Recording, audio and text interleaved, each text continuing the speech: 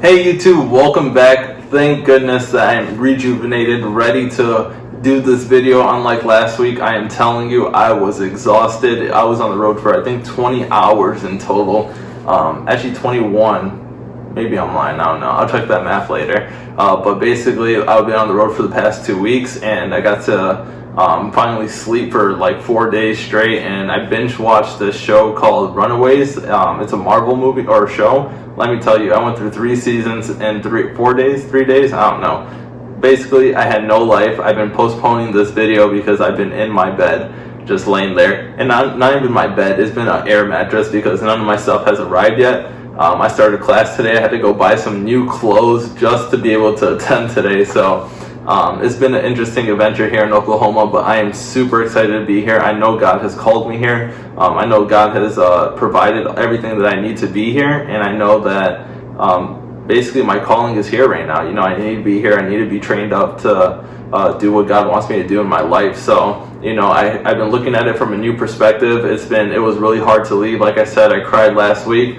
Since then, I only cried once, and it's when my friend Caleb left. He left me a note. I was reading through it, and I was just really astonished on how great of a friend I have, because he really went into detail, and he really went into he kind of spoke some words of encouragement. And it's only been a friendship of 3 months, but this is one of my closest friends now, and I'm so thankful for him. I'm thankful for him coming here and just spending a couple of days with me in Oklahoma and help me get acquainted. But today I want to talk about Jersey.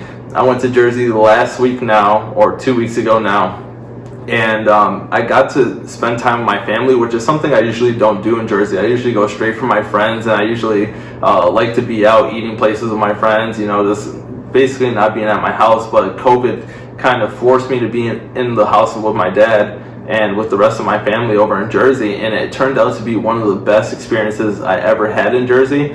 I got to take my 2 little sisters to the beach, and that alone, being able just to connect with them and be able just to see joy come out of the day. And we got to have dinner, lunch together, just get to talk a little bit. And my older sister, my oldest younger sister, Nathi, just to see in the woman that she is becoming, it was just so refreshing and so beautiful, I guess is the only word to really describe it. I loved every moment of it. It was just, it really filled my heart, and I was very happy to be able to be there and be able to talk with my little sisters and just get to see them for that short time, because I just don't get to see them throughout the year. And man, let me tell you, my 2 little sisters are beautiful. They're both smart, they're both funny, have great personalities, and I am so lucky to be their older brother, get to see who they become. And I'm just, you know, I'm here as a big brother now, and I learned that step as a big brother is really to care for your younger siblings, and to really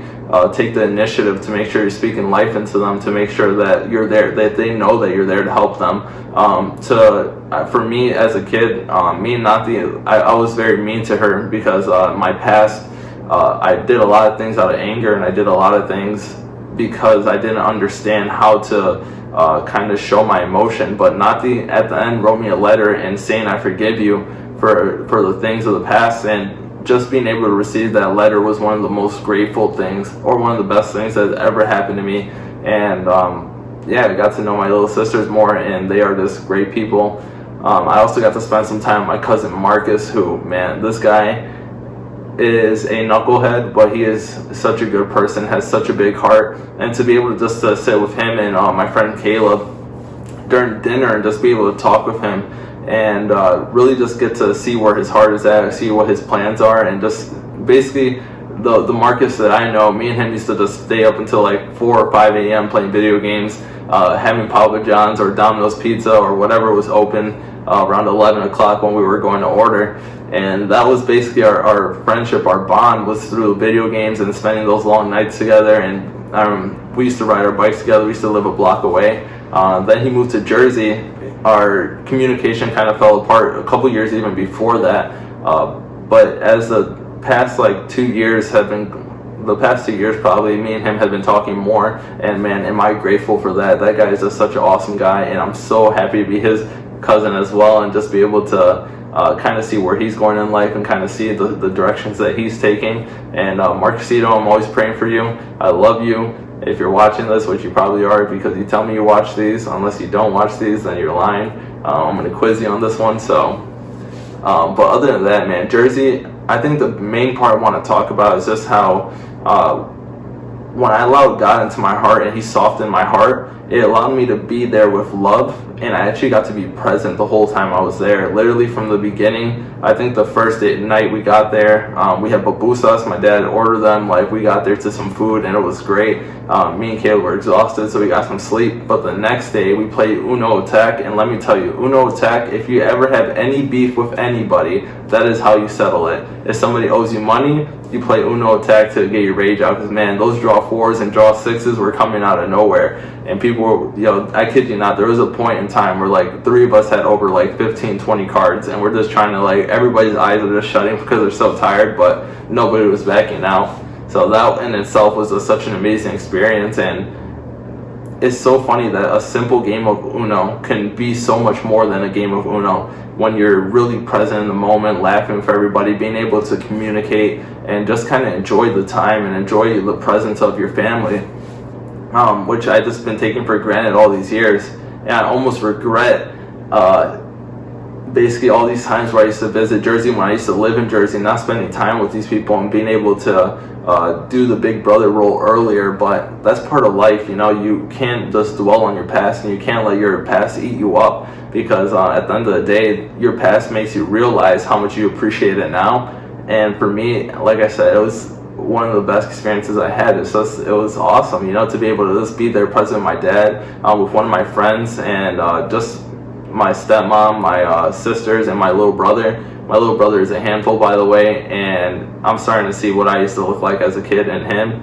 And let me tell you, I feel bad for my parents, because that kid is a ball of energy. But I'm a ball of energy, but he's a big ball of energy. So it's just, but his is uncontrolled. See, me, I'm a little bit more on the controlled side now. I know how to control this, I don't even know what you call it, character energy. See, I could go all dull and plain and stuff like this. That's controlled, right? I don't know. But anyways, just being able to see my little brother and see how enthusiastic he is about just honestly about knowledge and learning. Like, he could tell you anything about dinosaurs, about any of the Star Wars characters, about any of what else was he showing me? Like, not plants. I don't know. He just knows a lot of interesting things from these books, and it's just so funny just to watch him just sit there and try to teach you.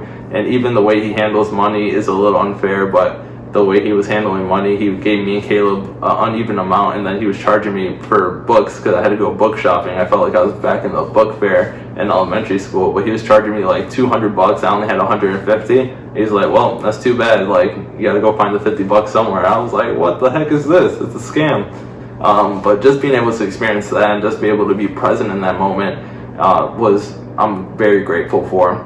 I'll move on to my time with Priscilla. My time with Priscilla, she was very shy at first, and she told me she was bored, so I tried to bring her to the mall. I tried to buy her anything she wanted, and she didn't want anything. I was like, yo, what? Like, me as a kid, I would have wanted anything, but just her being there present was just awesome, and I had to learn that her being present there was her way of enjoying it, and I didn't have to give her anything for her to enjoy the moment, which kind of inspired me that sometimes I could go somewhere and not get anything and still be grateful and still be happy about being there in that moment. And then we got Nati, who me and her, I think we stayed up till 1 a.m. on my last night there, just kind of talking about life, talking about her relationship, and just being able to see where she was at in life and see kind of the direction she was going.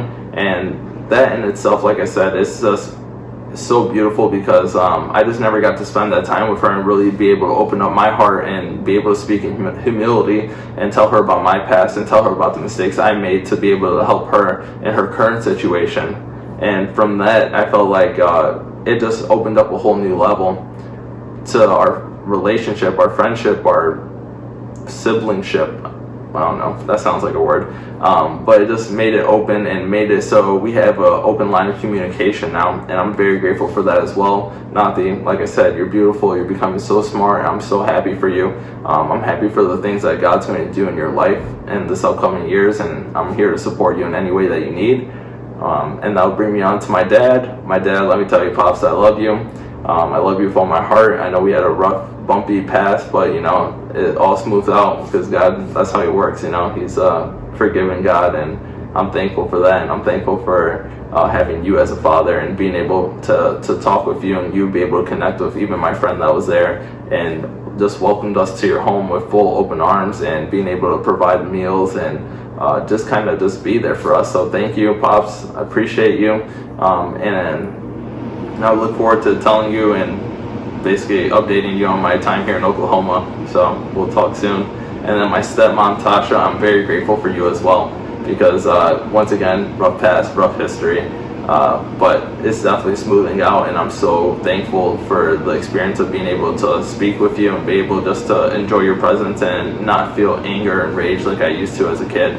So this video is kind of just to speak on your old life to your present day, and think about how far you come from when you were little, or from something that you used to be really bad with, maybe patience, maybe with talking back, whatever it is, and just kind of be grateful for who you are today. And if you feel like there's adjustments that need to be made, then this is the time to realize, like, wow, there's things that I haven't really realized that are wrong with me. Let me start working on them so I can start enjoying life, because life is so short. If I think about it, I'm 23 years old already. I feel like I'm 90. I feel like I'm on the verge of death already, but it's just, life is short, and we have to live every moment, every day of it. And why not just live it in the present, in the moment, so you can enjoy the full thing, you know? So at the end of life, you don't really have any regrets, or like, oh, I wish I would have stopped focusing on that and just really did what I want to do. And all I really want to do now is just help people and love on people, and just allow them to, or just kind of help them through their situations. And it's kind of the reason why I started the whole YouTube video, you know, just to help people get through things and talk through things, because I know those lonely times are there, and I felt them, especially in this apartment. But one of my roommates at work, you know, those lonely moments they're not dangerous. Oh, they can be dangerous, but that's the thing. It's all about starting that community, and that's why I open my phone number up all the time, because I just want people to reach out if they feel lonely, or if they ever need anything. Even prayer is so strong, and being able to pray for people, I feel like is one of the biggest solutions to a lot of problems, because God in the center, He's bigger than everything. He's bigger than any problem, and He's faithful, and He's always going to come through. So I'm grateful for that, and I'm always praying for the people that are watching. So thank you guys for continuing to watch, because you guys are the reason why I do this. And even if I'm just reaching out to one person, that's all that really matters to me, because one person changing the world can change another person, and it's like a little domino effect, and you just hope to even make a little splash in the world, and that's all we could really do. But thank you guys for watching. I'll see you guys next week, and I would probably talk about the road trip to get here. It was a little bit tiring. I'm kind of tired just thinking about it, but yeah, that sounds like the next video topic. So we'll talk to you guys next week. Thank you so much, and I'll see you guys later.